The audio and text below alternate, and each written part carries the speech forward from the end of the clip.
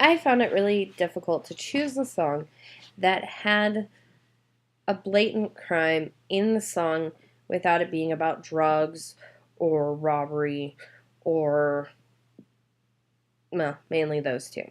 So the song that I chose was The Night That the Lights Went Out in Georgia, which it was written by Bobby Russell and was originally performed by his wife, Vicki Lawrence.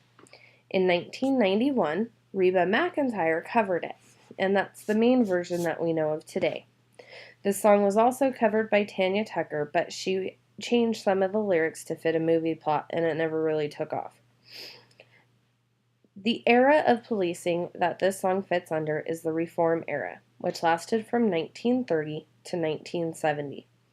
I chose the Reform era not only from the depiction of the song, but as well as the lack of trial and all-around judicial process shown or told about in the song.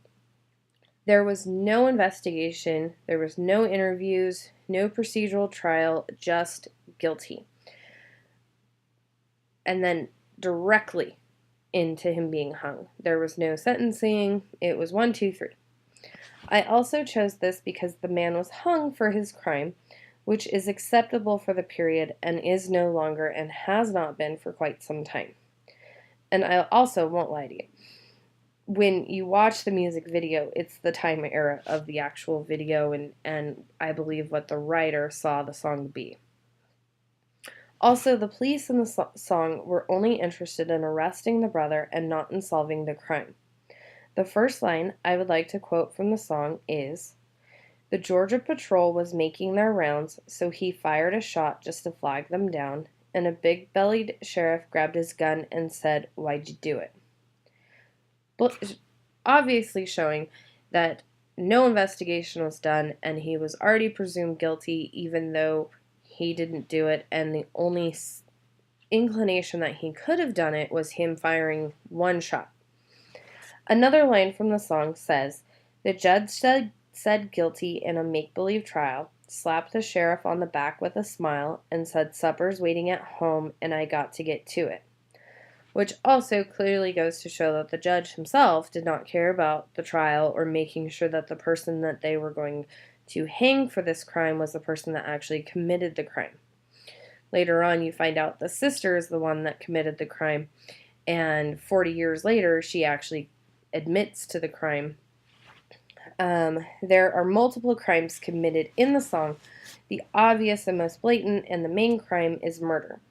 There's also adultery, disposal of the body, and the blatant denial of multiple amendment rights.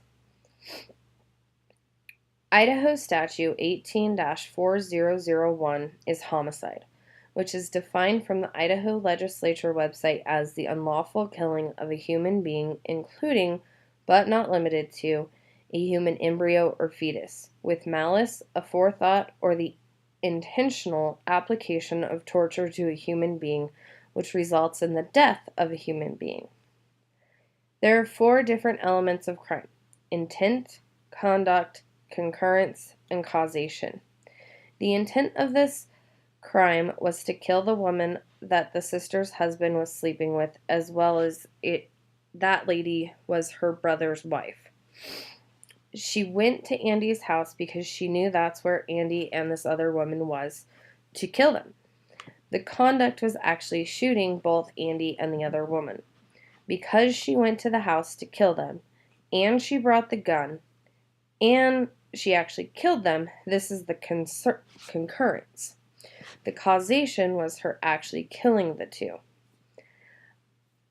I have always loved this song, and it was not until recently I actually watched the music video, and it made it make even more sense. I seriously suggest watching it.